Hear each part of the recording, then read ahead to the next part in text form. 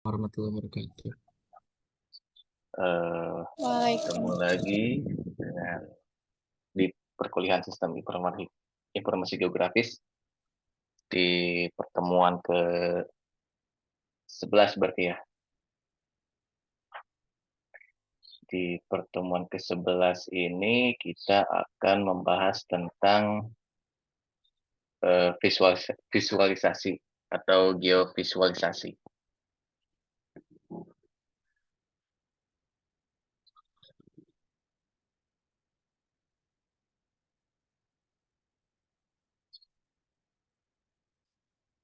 Nah, tentunya dalam sistem informasi geografis kita tidak bisa terlepas dari namanya grafis atau gambar ya, yang tentunya harus memiliki arti gambar tersebut dan juga mudah dipahami oleh para pembaca gitu. Nah, kenapa kita harus menggunakan grafis? Jadi ada satu hal tentang grafis, yaitu grafis itu atau gambar itu adalah internasional atau bisa dipahami oleh semua manusia yang ada di bumi ini tanpa melihat background dia atau misalkan bahasa yang digunakan ataupun sebentar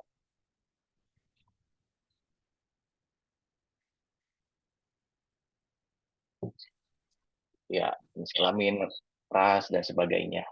Misalnya grafis yang ditampilkan di share screen ini di presentasi kali ini contohnya grafis tentang keluar gitu ya.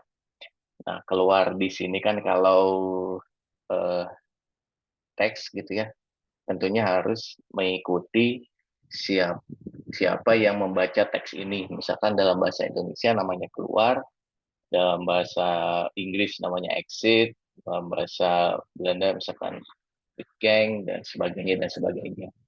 Namun dengan adanya grafis atau gambar, dengan gambar yang sudah terstandarisasi misalnya, ataupun gambar yang eh, menunjukkan bahasa yang universal, misalkan dengan contohnya ya gambar di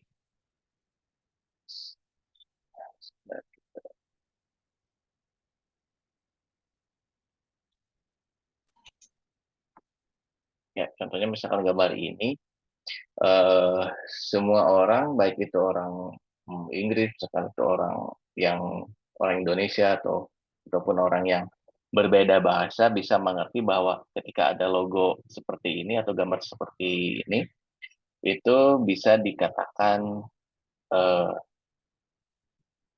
bisa memahami bahwa arti dari gambar ini adalah exit atau keluar seperti itu ya. Jadi itulah salah satu pentingnya kita menggunakan grafis di samping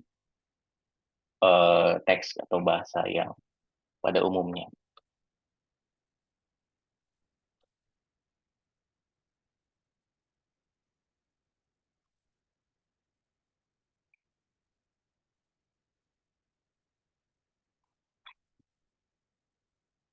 Kemudian ada juga istilah eh, sebuah gambar atau sebuah foto misalkan ya bisa berbicara lebih banyak dari ribuan kata.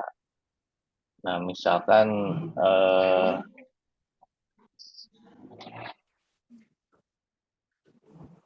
kan ini kan contohnya ketika eh, dalam sistem informasi geografis ketika sebuah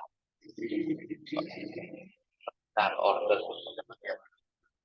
grafis itu akan lebih mudah dipahami misalkan. Jadi kalau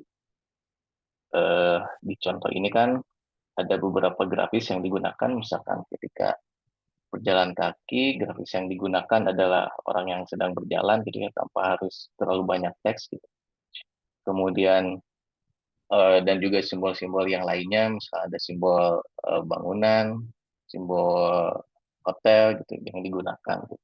Jadi tanpa tanpa melihat atau mengklik eh, poin-poin yang ada di gambar ini, pembaca itu sudah tahu bahwa simbol yang warna pink dengan ada orang yang sedang tertidur itu adalah bangunan hotel. Kemudian simbol yang berbentuk eh, topi toga, misalnya itu adalah lembaga pendidikan, gitu, seperti itu. Jadi tanpa harus memberikan keterangan lebih banyak, gitu, dengan adanya grafis, cukup simbol gitu ya, kita bisa sudah mengetahui sedikit informasi yang ada di lokasi tersebut.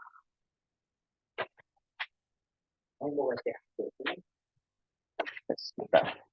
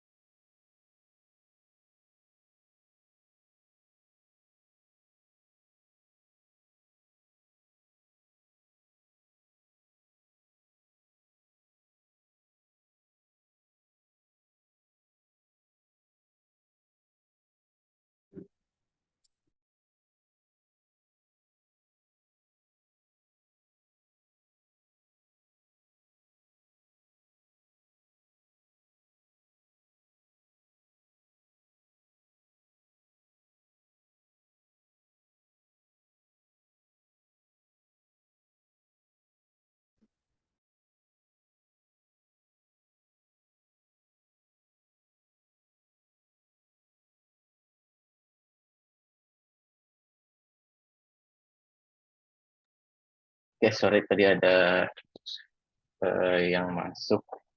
Kita lanjut ya. Jadi itu ya salah satu alasan kenapa kita menggunakan grafis atau gambar, yaitu karena gambar kan bisa berbicara lebih banyak, istilahnya berbicara lebih dari ribuan kata gitu ya, dengan adanya satu gambar. Kita lanjut. Nah, kemudian grafis juga atau gambar juga bisa berbicara tentang story atau cerita dari sebuah data. Tentunya dengan catatan jika data tersebut memiliki cerita yang valid gitu ya. Salah satu, nah ini adalah contohnya.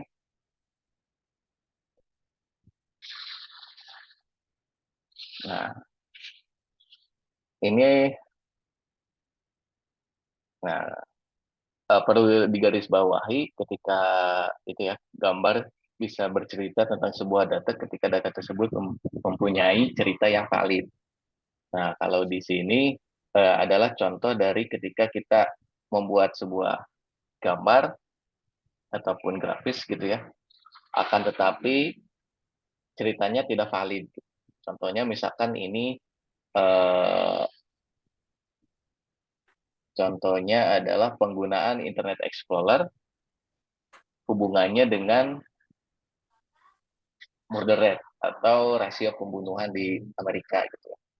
Nah, ketika kita uh, walaupun walaupun uh, pengguna Internet Explorer tidak ada hubungannya dengan rasio pembunuhan di US di Amerika ini, tetapi ketika kita uh, mencoba untuk menceritakan sebuah data, tetapi data tersebut tidak valid, uh, bisa saja terlihat seperti ada hubungan gitu ya, seperti terlihat di gambar yang ada di layar ini, eh, setiap tahun rasio pengguna Internet Explorer kan semakin turun berbanding lurus dengan turunnya rasio pembunuhan di Amerika Serikat.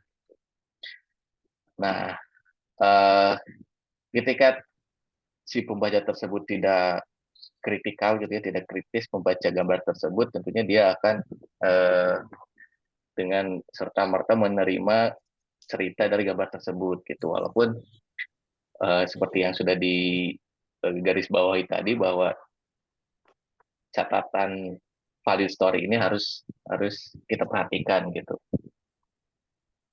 Jangan sampai kita membuat sebuah hubungan atau mencoba untuk bercerita dalam sebuah gambar, bercerita tentang data dalam sebuah gambar, akan tetapi ternyata data tersebut tidak valid gitu story-nya, ceritanya, atau datanya lah, seperti itu.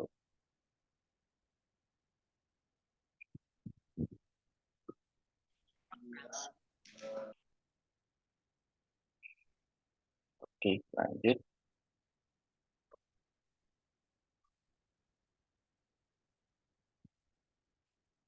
Nah, kemudian alasan lain kenapa kita menggunakan grafis atau gambar.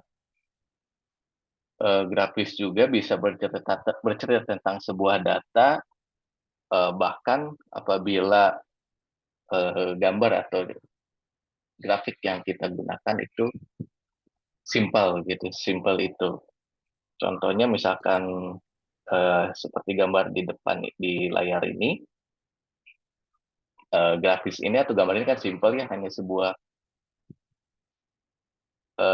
peta bentuk permukaan bumi dengan dilingkari, tetapi kita bisa bercerita gitu bahwa terdapat banyak orang yang tinggal di area yang dilingkari ini daripada area yang di luar lingkaran eh, ini gitu, lingkaran putih ini. Jadi dengan grafik yang simple ini atau gambar yang simple ini, kita juga bisa bercerita banyak gitu ketika kita menggunakan simbol atau grafis yang tepat gitu. Ini kan contohnya negara India, Cina, Asia Tenggara, dan sebagian eh, bagian Rusia gitu, dan Jepang, Korea dan sebagainya. Ternyata kita bisa bercerita bahwa jumlah populasi manusia yang ada yang tinggal di lingkaran putih ini itu lebih banyak daripada manusia yang tinggal di di luar lingkaran putih ini. Nah, itu adalah contohnya kenapa kita bisa menggunakan grafis, bercerita menggunakan gambar atau grafis. Oke, lanjut.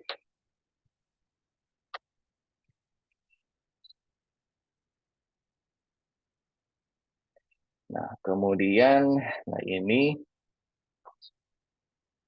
kenapa kita menggunakan, kalau tadi kenapa kita menggunakan grafis atau gambar, sekarang pertanyaan kenapa kita menggunakan peta gitu, atau kartografik ya. Nah, dalam sebuah peta itu kan kita ada beberapa hal yang wajib ada di dalamnya. Yang pertama itu adalah kuat gitu ya, tentang uh, peta apa yang informasi apa saja yang ada di dalam peta tersebut, atau atribut apa, atau bisa disebut tematik atribut gitu. Tema apa yang diambil dalam peta tersebut, kemudian when, kapan peta tersebut dibuat dan datanya diambil itu kapan, keterangan waktunya, dan kemudian tentu saja ada keterangan where atau di mana. Dalamnya itu ada geographic location gitu. Nah, ketika ketika contoh gambar-gambar sebelumnya kan eh, tidak ada ya salah satu keunggulan kartografik gitu ya, atau peta yang dibuat dengan menggunakan sistem informasi geografis ataupun peta-peta lainnya gitu. Nah, salah satu keunggulan atau kelebihan dia itu kan dia memiliki geographic location atau informasi di mana gambar tersebut, di mana lokasi gambar tersebut. Tentunya di dalamnya dengan ditunjukkan dengan geographic location atau sistem atau koordinat gitu ya.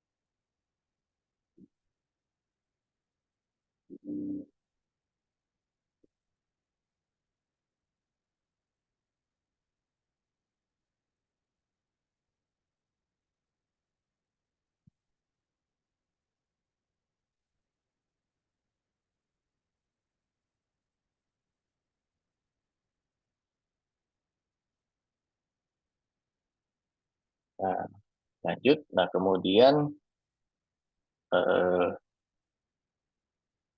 salah satu alasan kenapa kita menggunakan peta juga, peta ini juga bisa menunjukkan pola spasial atau spatial patterns. Nah, ini contoh contohnya adalah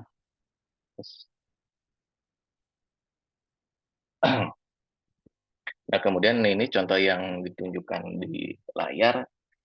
Nah, salah satu contoh kartografik atau peta, eh, dia bisa menunjukkan pola spasial atau spatial patterns. Nah, contohnya ini adalah pola spasial dari eh, meningococcus case. Ini adalah salah satu penyakit yang disebabkan oleh nyamuk ya. Kemudian seperti kalau di Indonesia mungkin DBD atau demam berdarah lah, atau chikungunya gitu ya. Kemudian eh, sebelahnya ini adalah peta sebaran pemilih dari konservatif religious party gitu ya. Di partai religius yang sangat konservatif. Eh, nah, ini adalah contoh peta negara Belanda ya, di mana dia kan terkenal dengan eh, ketidakreligiusannya atau misalkan tidak terlalu religius lah. Nah, dia mencoba membandingkan dengan adanya sebaran penyakit dari meningokokon ini atau misalkan contohnya kita ambil contoh misalkan yang disebutkan oleh nyamuk ini dengan sebaran pemilih partai yang religius gitu. Nah, mereka mencoba menunjukkan bahwa ketika kita uh, menunjukkan data tersebut ke dalam sebuah peta, jadi peta ini adalah semakin gambar yang semakin gelap ini berarti semakin tinggi ya angkanya. Kalau yang sebelah kiri ini adalah semakin tinggi angka dari meningococcus cases ini, dan ini semakin gelap ini adalah semakin tinggi pemilih dari partai yang religius tadi. Nah, ketika berbicara data tersebut dan divisualisasikan ke dalam sebuah peta, nah terlihat sebuah pola spasial atau spatial pattern bahwa di daerah-daerah yang eh, kasus penyakit infeksi penyakit yang disebabkan oleh nyamuk itu tadi, daerah tersebut semakin tinggi angka orang yang terkena penyakit itu. Nah, semakin tinggi pula pemilih yang masyarakat yang memilih partai religius gitu. Jadi mereka mencoba menunjukkan pola spasial bahwa ternyata semakin religius orang-orang yang memilih atau semakin banyak orang-orang yang memilih partai religius itu tadi, juga terlihat semakin banyak orang-orang yang terkena penyakit meningococcus cases ini. Nah, itu kan salah satu contoh peta juga bisa berbicara tentang pola spasial gitu. Tentunya kita juga tidak perlu apa ya, harus kritis juga karena di awal kan kita membahas bahwa sebuah gambar, sebuah grafis bisa berbicara apabila data tersebut valid. Nah, ini kan tentunya banyak faktor lain juga ya. Kenapa di daerah tersebut misalkan kasus penyakit yang menular tersebut tinggi dan juga kenapa pemilih partai religius itu tinggi gitu kan, kepadatan penduduk ataupun sebaran dan lain sebagainya lah. Nah, ini adalah contohnya. Ini ada hanya contoh bahwa gambar atau peta juga bisa menunjukkan special patterns gitu ya ketika kita menggunakan eh, variabel-variabel visualisasi yang tepat.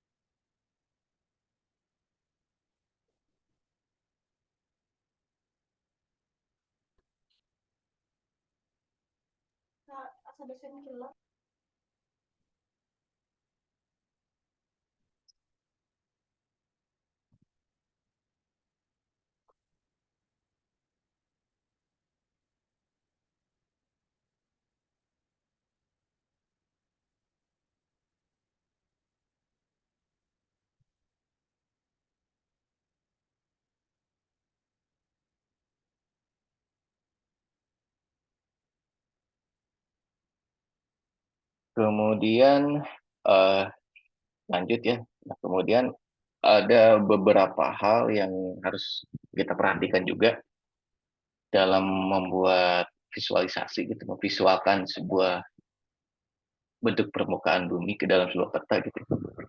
Ada beberapa karakter sebuah peta yang harus diperhatikan. Nah, peta ataupun SIG ini menawarkan abstract representation ataupun modeling gitu dari sebuah reality atau sebuah realitas, sebuah kenyataan, di mana bentuk permukaan bumi tersebut kita visualisasikan di dalam sebuah bentuk digital, di dalam bentuk sebuah peta, dan uh,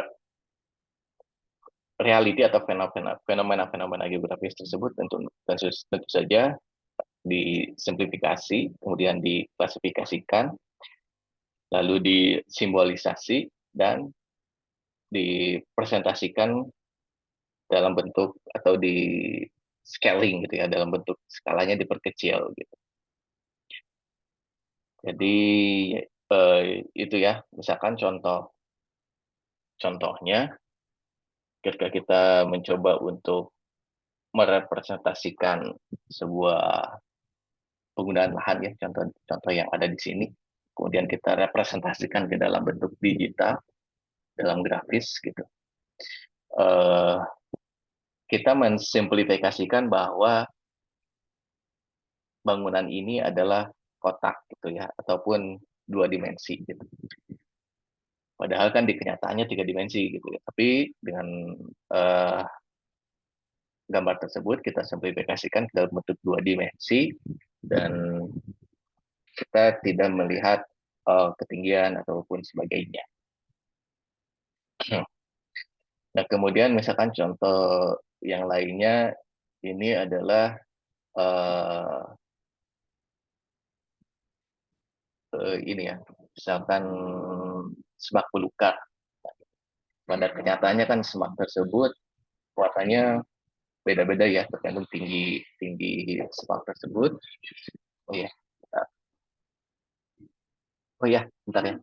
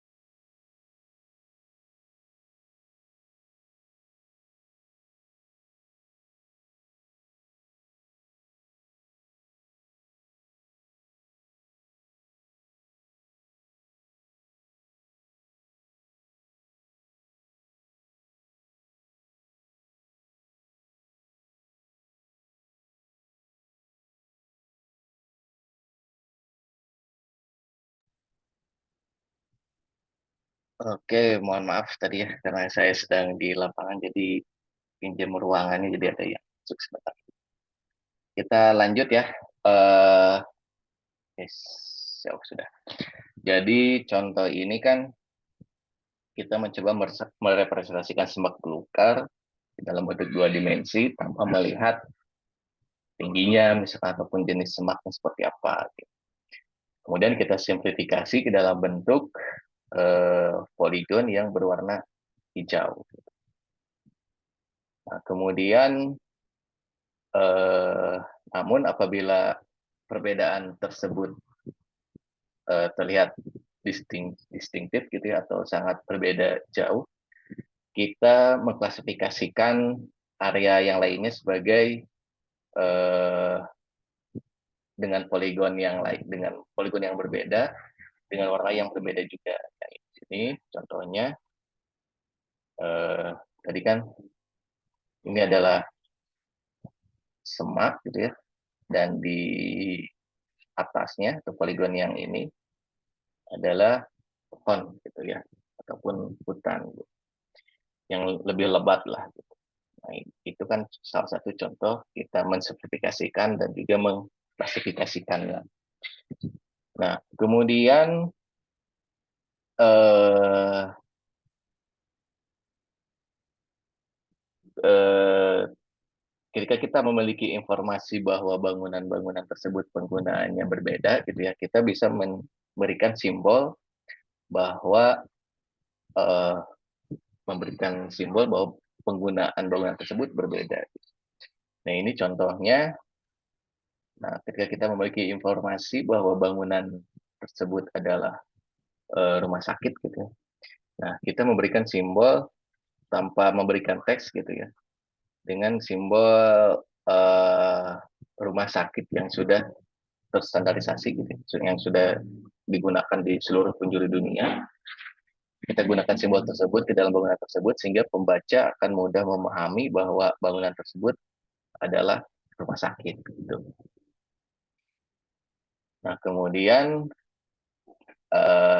tentunya ketika kita mencoba untuk merepresentasikan eh, realitas di lapangan ataupun bentuk permukaan bumi ke dalam sebuah peta gitu ya, kita harus memberikan informasi skala. Jadi skala ini kan seberapa jauh eh, kita meng apa ya,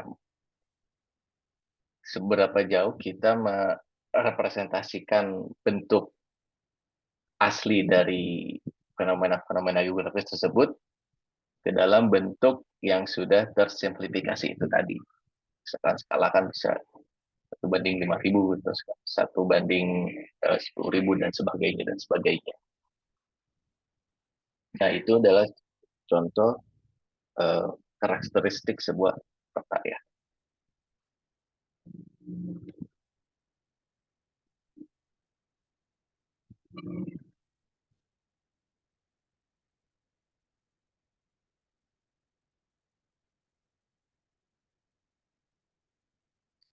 Nah, kemudian kita lanjut.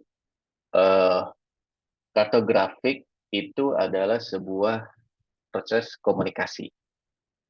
Jadi proses komunikasi ini kan eh, ada sebuah istilah yang disebutkan oleh Prof. Kuman. Jadi how do I say what to whom and is it effective? Jadi artinya apa yang saya katakan atau untuk siapa informasi yang akan saya katakan ini, dan apakah informasi yang akan saya sampaikan ini efektif.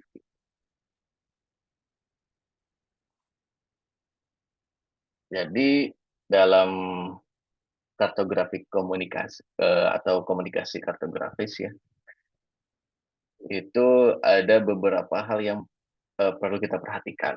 Jadi yang pertama ini kan berarti informasi kan ya. Jadi informasi tersebut eh, disampaikan oleh seorang kartografer, kemudian menggunakan Dia menggunakan cartographic information analysis. Oh ya, sebentar ya, sebentar.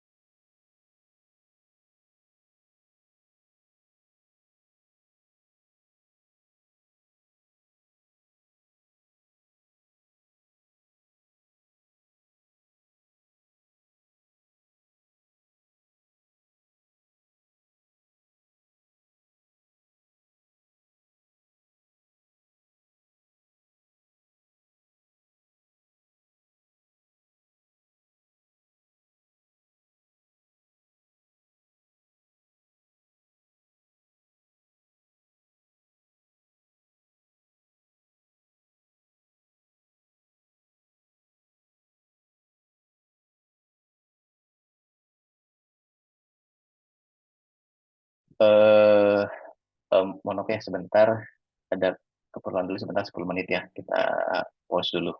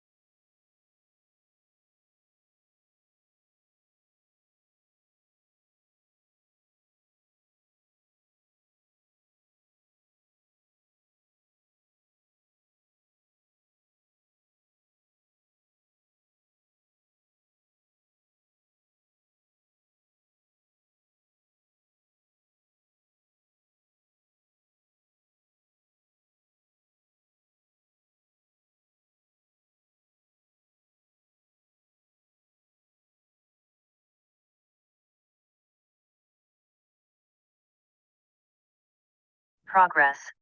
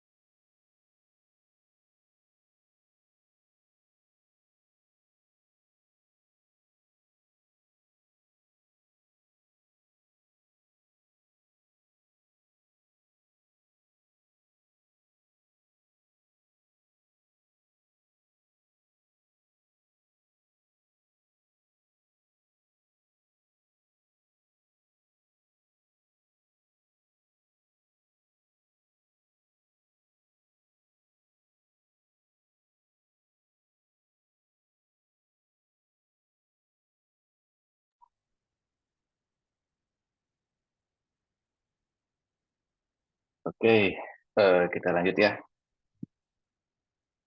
Tadi kan kita sampai di komunikasi kartografis ya. Jadi eh, yang pertama kan informasi, kemudian seorang kartografer ingin menyampaikan informasi tersebut menggunakan kartografi information analysis atau dalam hal ini sistem informasi geografis ya. Nah, kemudian si kartografer ini ataupun bisa kita ganti si user sig ini ya,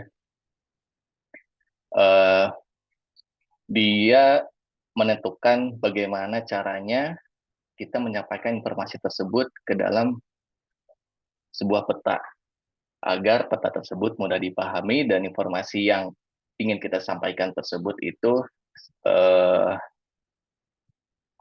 sampai gitu ya, dapat dapat diterima oleh pembaca. Nah,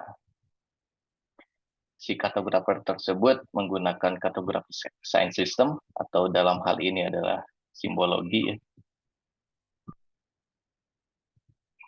Kalau zaman dulu masih kartographic science system dia namanya. Kemudian informasi tersebut dipresentasikan ke dalam sebuah bentuk peta. Nah, kemudian peta tersebut dibaca oleh user atau untuk siapa peta tersebut dibuat. Gitu. Kemudian dari user ini kita mendapatkan feedback. Nah, apakah informasi tersebut efektif atau tidak? Nah, kemudian dari user ini ketika informasi tersebut kurang efektif gitu ya, kemudian memberikan informasi yang lain atau feedback ke informasi tersebut, bagaimana cara yang lebih efektif, gitu. Kemudian bagi kartografer dan seperti itulah siklusnya, gitu ya. Jadi intinya ketika kita membuat sebuah peta, gitu ya, kita harus juga memperhatikan untuk siapa peta tersebut dibuat dan apakah simbol-simbol ataupun penggunaan eh, variabel-variabel visualnya tepat atau tidak, gitu ya. Nah, itu juga harus diperhatikan karena efektivitas sebuah eh, peta tersebut juga akan mempengaruhi bagaimana user membaca sebuah peta tersebut, gitu, atau memahami sebuah peta tersebut yang dalamnya ada informasi-informasi yang ingin kita sampaikan.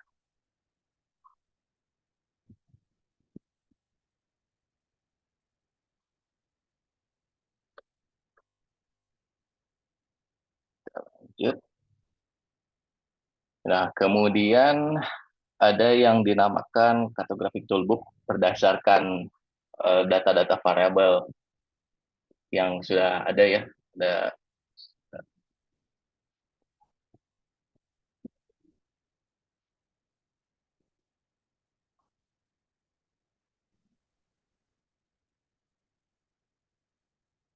Jadi di sini cartographic toolbox ini berdasarkan measurement scale atau level of measurement. Seperti yang sudah kita ketahui kan ada beberapa jenis data yang juga digunakan di sistem informasi geografis ini ya. Ada data nominal, ordinal, interval, dan rasio. Nah, jenis-jenis data ini nanti hubungannya dia akan eh, berbeda gitu cara merepresentasikan data-data nominal, data ordinal dari interval dan rasio berbeda satu sama lain ketika kita akan merepresentasikannya ke dalam bentuk gambar. Nah, seperti yang sudah kita ketahui kan ya kalau nominal itu kategorikal, jadi data seperti identitas, misalkan nama tempat gitu ya, kemudian misalkan nama sebuah daerah, nama sungai dan sebagainya. Kemudian ordinal ini data yang ada ordernya atau data yang eh, ada urutannya ya, seperti tinggi ke rendah atau dari sedikit, sedang, banyak gitu. Jadi ada ordernya, ada urutannya. Kemudian untuk interval dia quantitative information ya, data yang bisa dihitung, bisa kita lakukan eh, perhitungan gitu. Namun dia tidak mempunyai nilai absolute zero atau nilai nol yang absolut. Nol absolut ini kan dia contohnya misalkan temperatur ya. Nol absolut itu temperatur itu kan dia tidak memiliki nol absolut. Nah, 0 derajat Celcius itu kan bukan berarti dia tidak memiliki suhu kan ya. Jadi nol tersebut bukan absolute zero atau nol yang absolut gitu. Nah, kalau rasio dia kan data kuantitatif, data yang bisa dihitung, juga memiliki nilai nol yang absolut gitu ya. Nilai nol yang nol itu emang artinya tidak ada itu ya, kosong gitu. Nah, jadi berdasarkan jenis data yang kita punya, gitu ya, nanti hubungannya dengan simbol apa yang ingin kita eh, representasikan di dalam sebuah peta. Nanti kita lihat contohnya ya. Kemudian, nah, kalau tadi itu berdasarkan kartografi tool berdasarkan jenis data. Nah, sekarang eh, kartografi toolbooknya berdasarkan eh, jenis data ini ya, data yang ingin kita representasikan. Misalkan poin, line, poin untuk titik-titik gitu ya, misalkan titik eh, sebuah lokasi gitu ya. Kemudian line simbol misalkan untuk merepresentasikan sebuah sungai, jalan gitu. Kemudian area misalkan pemukiman ataupun penggunaan lahan dan juga teks gitu ya. Jadi elemen-elemen di atas ini bisa berbeda, kita berbeda bentuknya ketika kita merepresentasikannya ke dalam sebuah bentuk peta. Contohnya misalkan line kan bisa berbagai macam. Line ini kalau kita ingin merepresentasikan sungai, misalkan warna lainnya biru, ataupun ketika kita ingin merepresentasikan sebuah jalan, warnanya merah. Jadi elemen-elemen tersebut dapat berbeda dalam dalam penerapannya.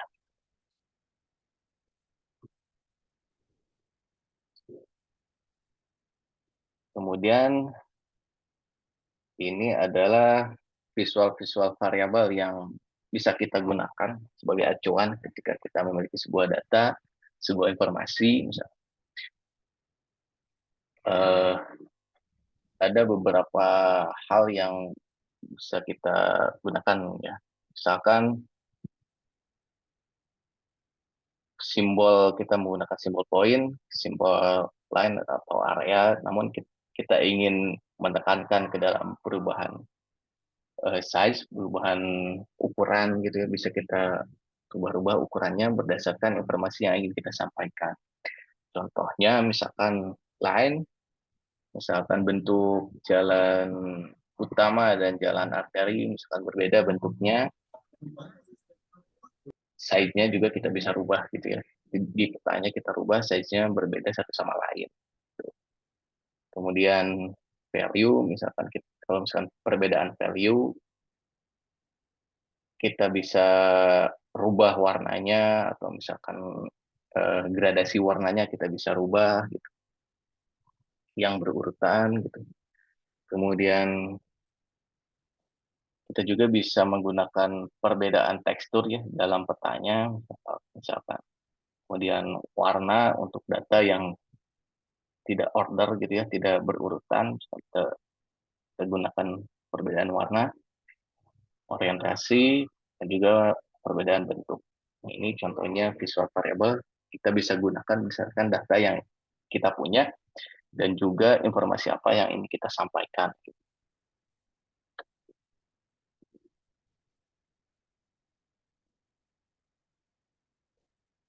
Oke, nah dari beberapa visual variable tadi, kita biar tidak, ya kita tulis dulu.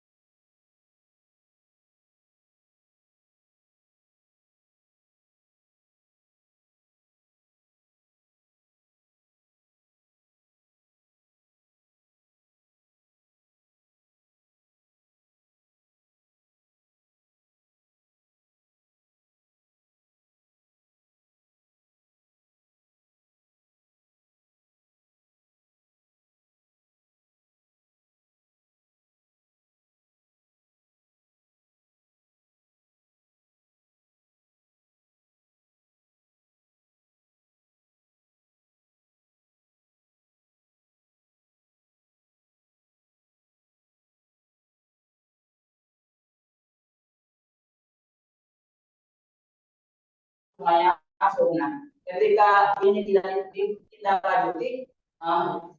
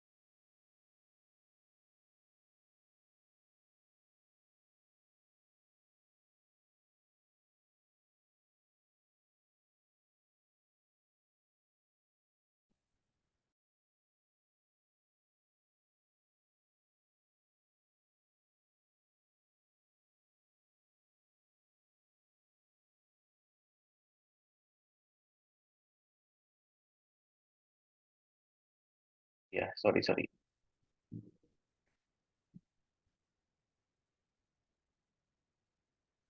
Oh iya, sorry, sorry. Jadi ini ya, eh mohon dijawab. Saya ada pertanyaan. Jadi ada dua buah peta di mana penggunaan simbologinya ini dia berbeda ya antara peta A dan peta B. Peta A dia menggunakan perbedaan bentuk dan peta B adalah menggunakan perbedaan ukuran. Nah, ketika data yang ingin disampaikannya sama ya, data tentang jumlah spesies amfibi yang ditemukan di dalam sebuah tempat. Nah, saya ingin teman-teman jawab memilih antara A dan B, kira-kira mana yang paling tepat gitu ya penggunaan simbolnya. Dijawabnya di link yang sudah saya buat di meeting chat. Nah, silakan dipilih A atau B. Nah, nantinya di sana kan kita kalau mau jawab harus memberikan nama ya. Nah, nanti jawabannya tersebut atau orang yang menjawab pertanyaannya kan harus menuliskan nama. Nah, nama itu yang akan saya gunakan sebagai absensi ya pada pertemuan kita pada hari ini. Silakan teman-teman dijawab antara A dan atau B.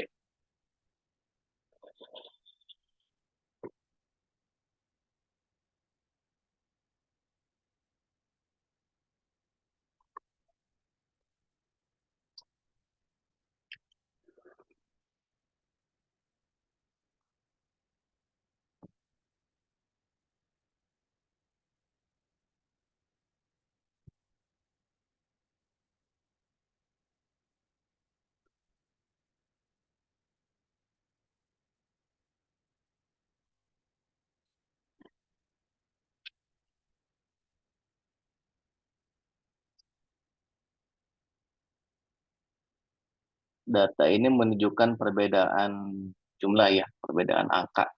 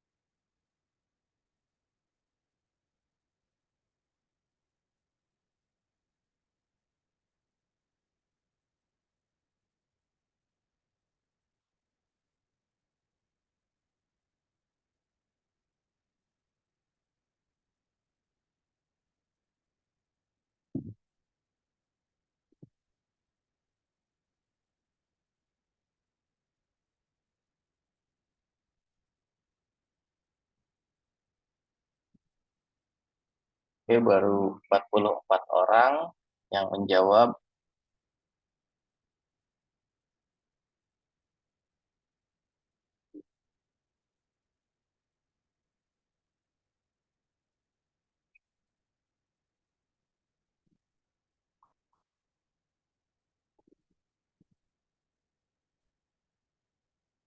Silakan sisanya jawab ya antara A atau B. Berdasarkan itu tadi ya, berdasarkan visual variabel yang sudah dibahas sebelumnya, karena visual variable ini kan ketika bisa digunakan berdasarkan informasi yang ingin kita sampaikan. Bisa perbedaan ukuran, perbedaan value, gradasi, warna, orientasi, atau perbedaan bentuk. Ya. Nah, kira-kira kalau datanya menunjukkan jumlah, angka, ya, perbedaan jumlah dan angka, kira-kira visual variable apa yang paling tepat digunakan? Gitu. Apakah perbedaan bentuk atau perbedaan ukuran?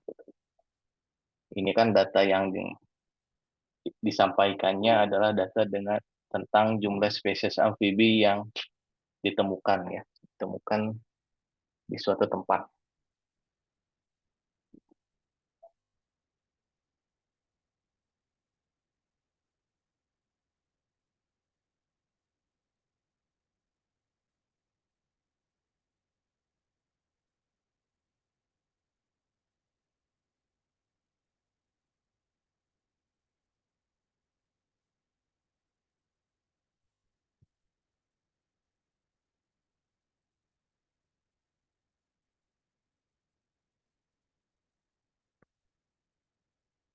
Oke, baru 49 orang yang menjawab. Nanti eh, di sini kan harus ada ini ya, kita berikan apa? Mengetik nama. Nah, nanti nama-nama tersebut eh, sebagai digunakan sebagai absensi juga ya. Jadi mohon dijawab ya pertanyaannya A atau B gitu.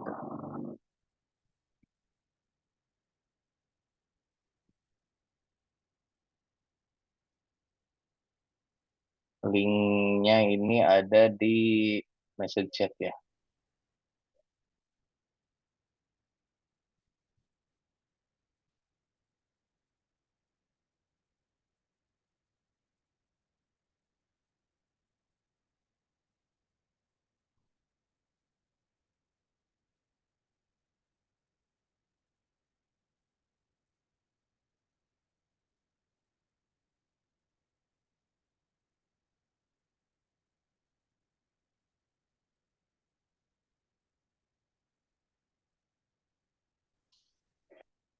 Oke, kita lihat jawabannya ya.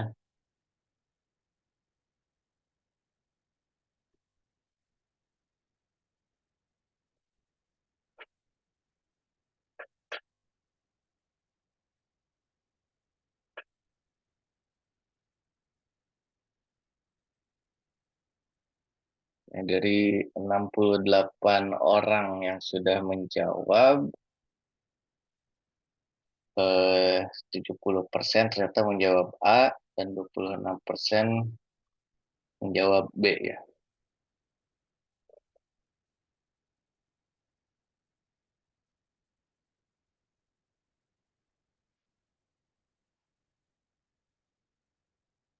Nah, kira-kira ada nggak dari teman-teman yang bisa menjelaskan kenapa menjawab A dan kenapa menjawab B? Ada yang mau bisa menjawab nggak? Kalau tidak Ya, ada, Pak. ya silakan. Mardialita, silakan jawab. Dari kedua peta tersebut, saya memilih peta yang B karena kalau terkait ukuran, ini kan ada ukuran dari 0 sampai 8 ya.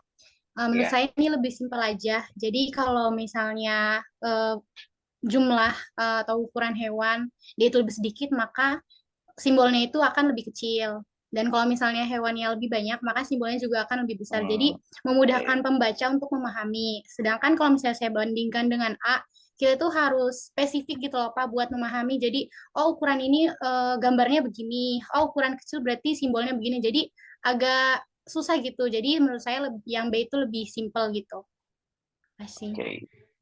Baik, terima kasih Mardialita ya. Jadi eh, betul sekali tadi yang disampaikan oleh Mardialita, walaupun sebagai minoritas ya yang menjawab sedikit, tetapi ternyata itu ya, kalau menurut saya juga yang paling tepat adalah B, karena ya itu tadi eh, jelas ya, jadi beberapa variabel itu lebih tepat digunakan daripada variabel yang lainnya.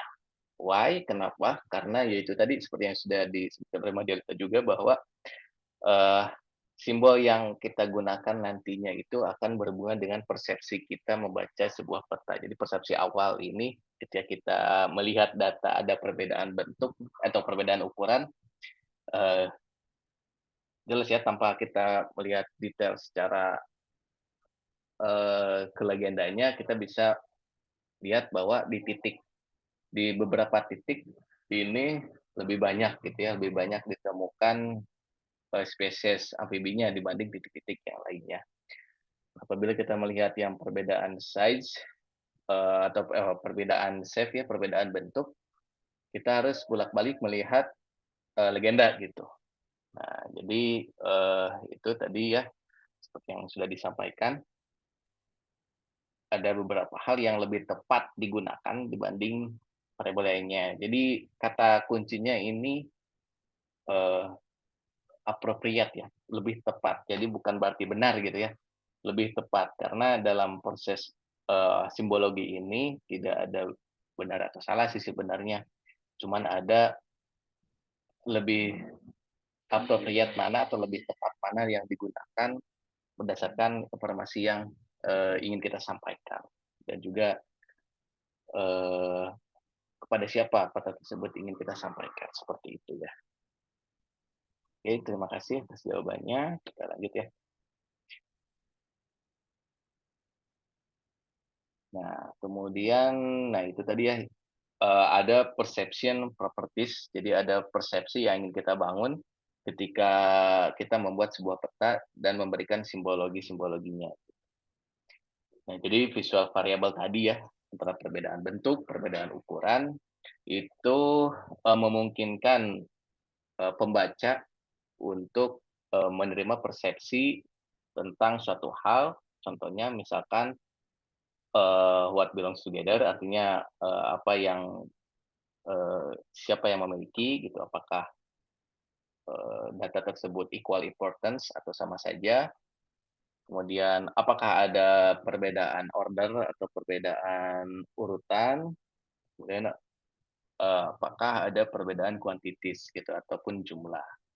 Nah, tadi kan kalau misalkan ukuran kan lebih tepat, ukuran jumlah ya, jumlah angka kan lebih tepat disampaikan ke dalam bentuk perbedaan ukuran ya.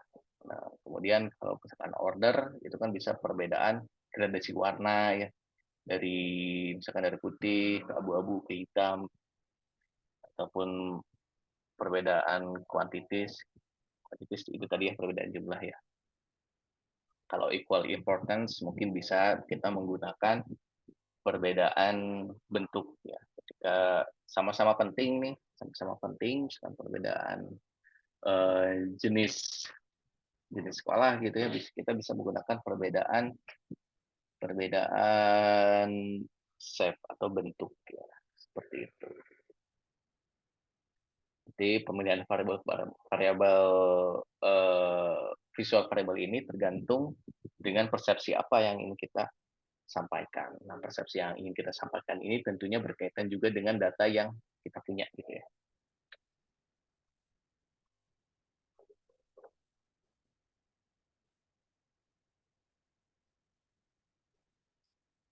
Nah, ini contoh ini ya, salah satu tabel yang bisa kita gunakan dalam menentukan measurement atau menentukan visual variable ya.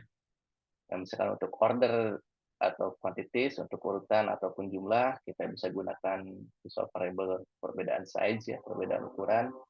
Data tersebut ordinal atau interval atau ratio, order, atau kita bisa gunakan perbedaan value, grain, tekstur ya, gradasi warna. Gitu. Dan untuk equal importance, kita bisa gunakan warna, orientasi, ataupun bentuk. Kalau equal importance kan biasanya datangnya nominal. Gitu ya. Nah, ini bisa kita gunakan sebagai acuan dalam menentukan ini ya, menentukan simbol atau visual variable apa yang ingin kita gunakan.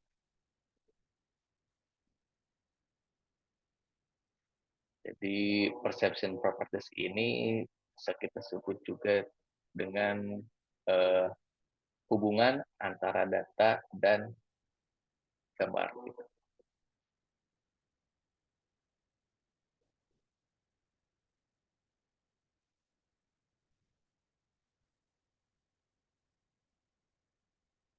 Ini adalah sebuah proses kartografis tadi ya, dalam bentuk diagram alur. Jadi yang pertama kita lihat ini data apa yang kita punya, atau geographical data. Kemudian measurement levelnya seperti apa, apakah nominal, ordinal, interval, atau ratio. Gitu. Kemudian kita tentukan perceptual properties apa yang ingin kita gunakan, gitu. Apakah perbedaan kuantitas, jumlah, atau perbedaan order, gitu, ataupun perbedaan ataupun equal importance, gitu ya, sama-sama penting, gitu. Lalu setelah kita tentukan perceptual properties-nya seperti apa, kita pilih visual variable yang kita gunakan ya. Visual variable yang ingin kita gunakan apakah perbedaan size, perbedaan warna, perbedaan bentuk, dan sebagainya.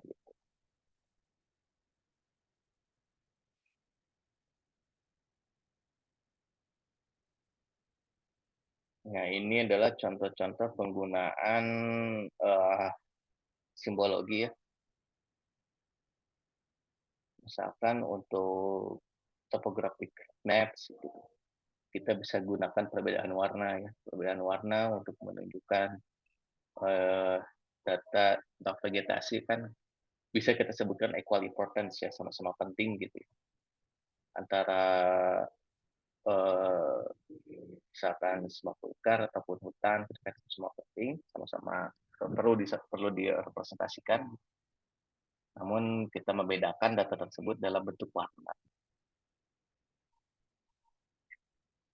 Nah, ini juga contoh tentang asylum request. Asylum request ini adalah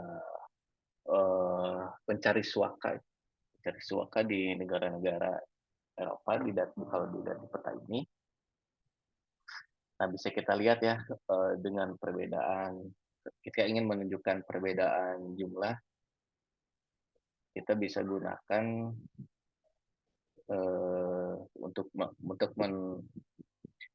memberikan persepsi bahwa beberapa negara ini memiliki jumlah pencari suaka lebih banyak dibanding negara lain, kita bisa gunakan perbedaan size, perbedaan ukuran.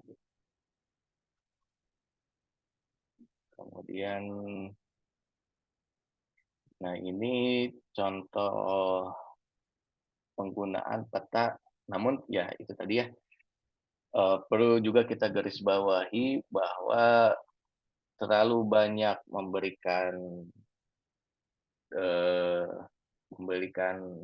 ingin membedakan informasi satu dengan yang lainnya. Misalkan ini adalah contoh peta yang membingungkan ya, karena dia terlalu distintif misalkan, karena ada berbagai macam data, namun kita ingin membedakan antara satu rumah dengan satu yang lainnya, gitu. Ataupun membedakan jenis, kalau di sini, di sini bahasa Belanda di sini, terlalu banyak data yang ingin kita sampaikan di dalam sebuah peta juga itu tidak selalu clear ya, tidak selalu jelas gitu sebenarnya. Jadi nanti teman-teman bisa memilih peta tema apa saja yang ingin kita buat dan fokus di tema tersebut dalam peta tersebut. Jangan terlalu banyak data yang dimasukkan dalam peta tersebut sehingga menghasilkan peta yang membingungkan gitu ya.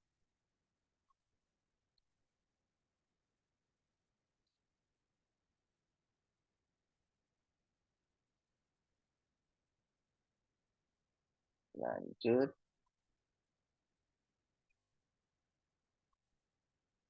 Nah, ini contoh peta tematik yang kualitatif ya, kualitatif data. Kualitatif data ini itu tadi ya, seperti misalkan data-data yang berbentuk nama gitu, ataupun misalkan penggunaan lahan gitu. Nah, di dalam peta tematik yang di dalamnya terdapat data kualitatif data, kita harus menekankan terhadap perbedaan data tersebut gitu. Sambil tetap mempertahankan bahwa setiap data ini equal importance atau sama-sama penting. Misalkan ini contohnya dalam elemen-elemen lanskap ya, ada estate, windmill, farmhouse gitu. Kita bisa gunakan poin dan kita membedakan antar data nominal tersebut, kita membedakannya dengan warna. Kemudian untuk data yang berbentuk line, kita bisa membedakan juga dengan warna ya, misalkan main dike itu jalur utama, misalkan summer dike jalur ketika musim summer yang musim panas. Kemudian untuk area atau poligon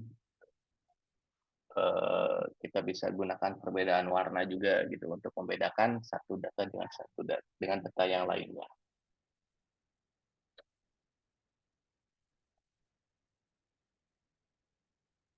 Nah, kemudian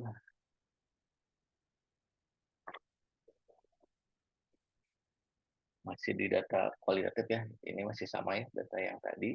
Kalau tadi lebih simple, namun di sini penggunaan simbolnya lebih distintif lagi ya, lebih berbeda. Misalkan estate untuk save-nya ini bisa berbentuk save gitu ya. Itu kalau tadi cuma bentuk warna, di sini kalau tadi cuma perbedaan warna, di sini bentuknya juga berbeda gitu. Estate, windmill, kemudian untuk garis juga sama, bentuknya juga berbeda gitu. Dan sebagainya.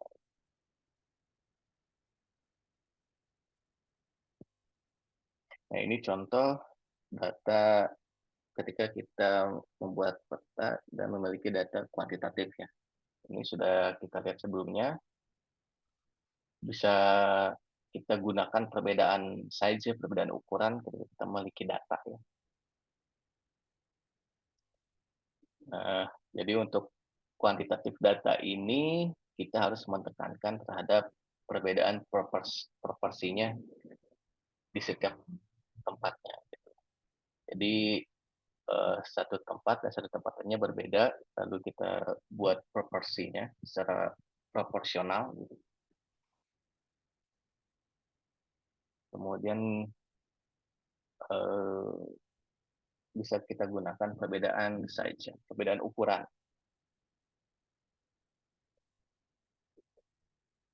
Nah, ini kalau bentuknya line ya, kalau tadi poin, kalau ini line, sama ya, bisa juga kita gunakan perbedaan ukuran juga ya.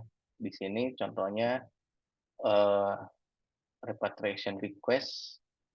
Repatriation request ini dia kalau tadi negara orang yang masuk ke dalam sebuah negara, kalau repatriation request ini orang yang keluar gitu ya dari sebuah negara.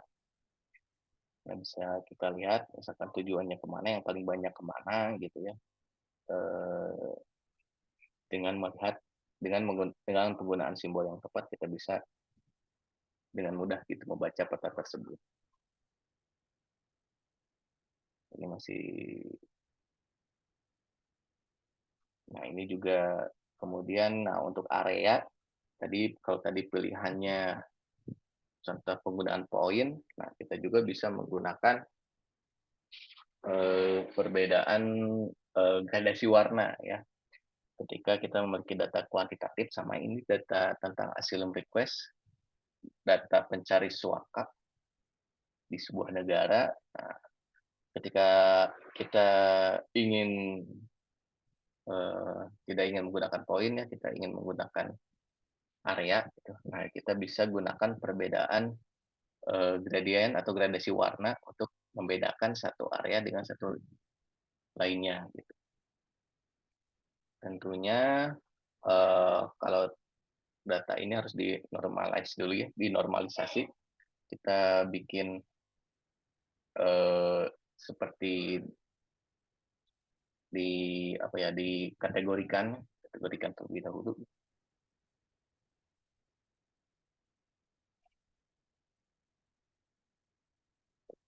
Dan sebagainya. Oke. Baik, itu saja untuk pertemuan kita pada hari ini. Sampai di sini, apakah ada pertanyaan dari teman-teman? Tidak ada ya. Kalau tidak ada, seperti biasa. Oh, di sini kelas A juga ada ya? Mungkin ada sebagian ya. Saya akan buat breakout room.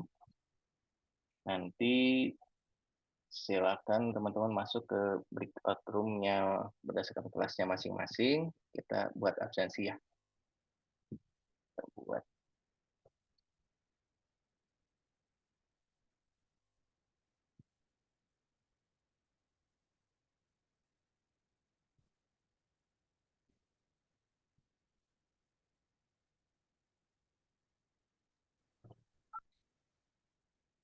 Oke, saya sudah buat 3 breakout room. Silakan teman-teman masuk ke room-nya masing-masing buat absensi kita pada hari ini.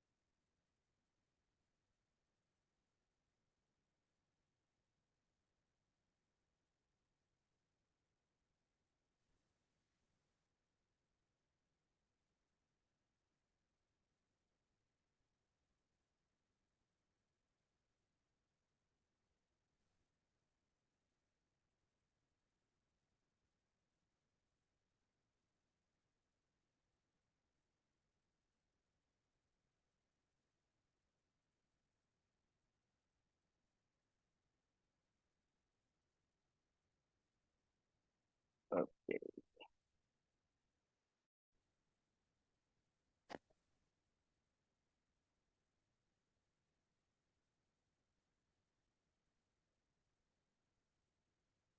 Oke, boleh minta tolong kita on-cam dulu sebentar ya. Guys.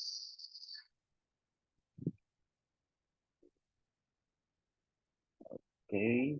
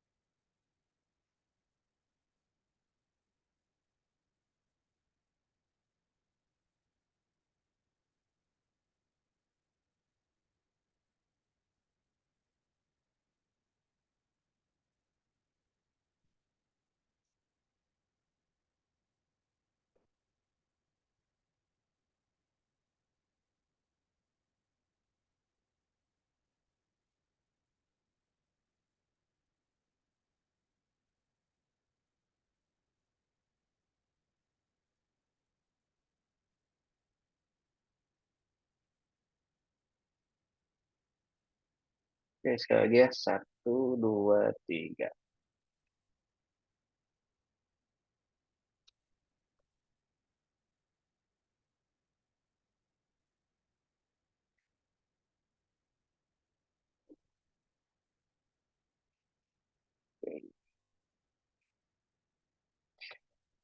Oke, mungkin itu saja untuk pertemuan kita pada hari ini. Terima kasih atas perhatiannya. Wabillahi taufiq wal hidayah. Wassalamualaikum warahmatullahi wabarakatuh. Waalaikumsalam.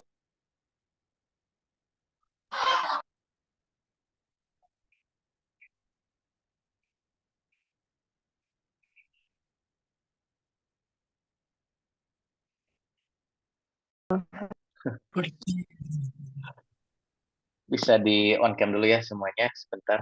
Kita buat ini dulu ya, absensi dulu hari ini. Oke, 1, 2, 3.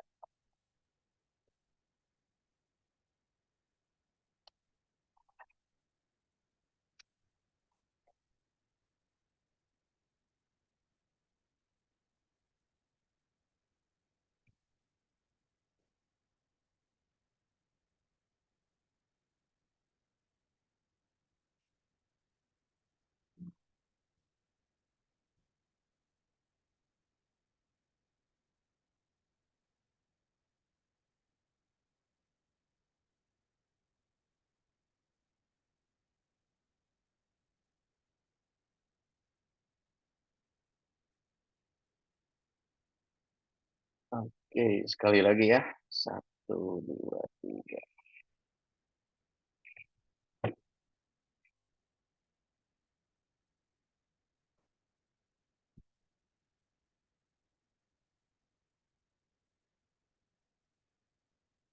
Oke,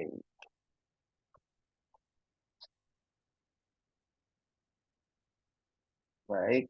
Mungkin itu saja ya untuk pertemuan kita pada kesempatan kali ini. Terima kasih atas perhatiannya. Wabillahi taufiq wal hidayah. Wassalamualaikum warahmatullahi wabarakatuh.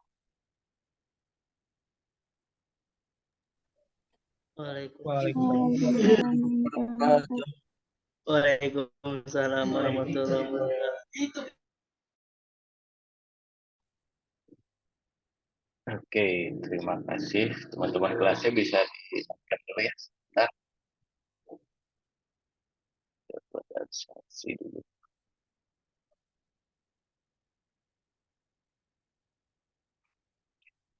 Oke. 1, 2, 3.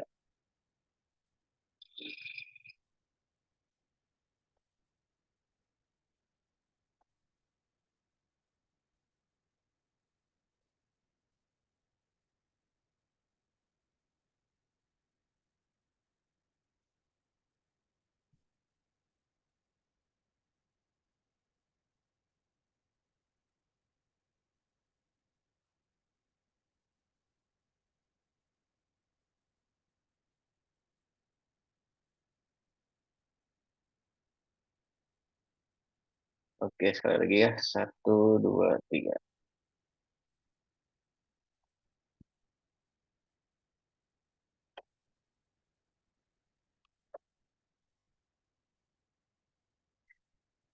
Baik, mungkin itu saja ya eh, pertemuan kita pada hari ini. Terima kasih atas perhatiannya. Wabillahi taufiq wal hidayah. Wassalamualaikum warahmatullahi wabarakatuh.